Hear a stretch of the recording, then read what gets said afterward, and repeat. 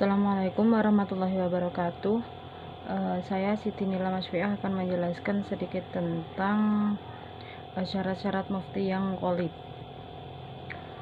Langsung saja, mufti dan taklid.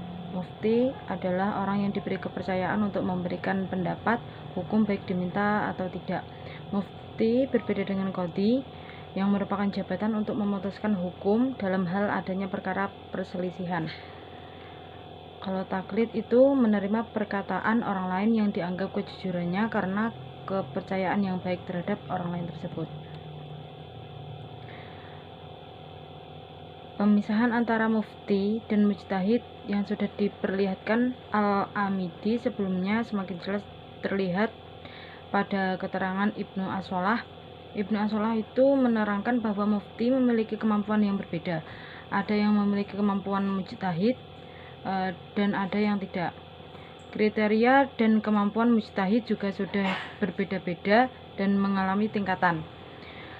Selain mufti dengan kemampuan mujtahid dan mufti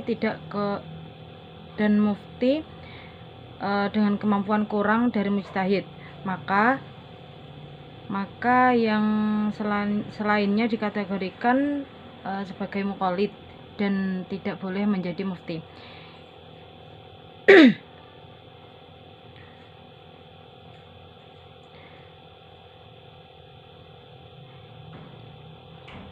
Ini yang berlaku sampai pada masa Ibnu As-Shalah, walaupun sebenarnya praktik muqallid menjadi mufti sudah mulai muncul, namun belum meluas. Ibnu As-Shalah dalam kitabnya yaitu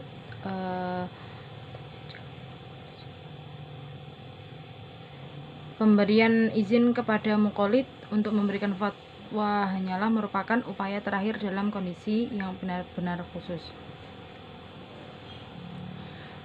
Kalau taklid menurut Ibnu Rusyd berbeda dengan yang diungkapkan Asy-Syaukani. Taklid bukan berarti hanya mengambil pendapat orang lain tanpa hujah, tapi mengambil pendapat orang lain karena yakin akan kemampuan dan kefiqahan orang lain tersebut. Bahkan lebih menarik lagi, Ibnu Rusyd memasukkan fuqaha pada zamannya dalam golongan orang awam yang muqallid.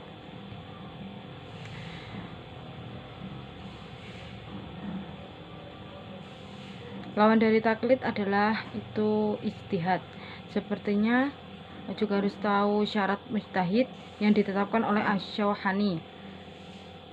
Syarat-syarat itu yang pertama harus mengetahui nas-nas Al-Quran dan As-Sunnah. Jika orang baru mengetahui salah satunya, maka dia bukanlah mujtahid dan dilarang berijtihad.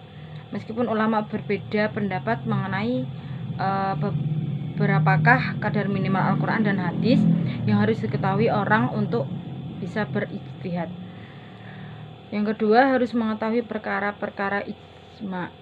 Yang ketiga, harus paham dengan bahasa Arab, baik nahwu shorof, maknanya maupun bayannya, sehingga terbentuk sebuah makalah atau naluri yang jika dibutuhkan akan dengan mudah digunakan. Yang keempat, harus mengetahui ilmu ushul fikih. Dan yang kelima, harus mengetahui ilmu nas dan mansuh.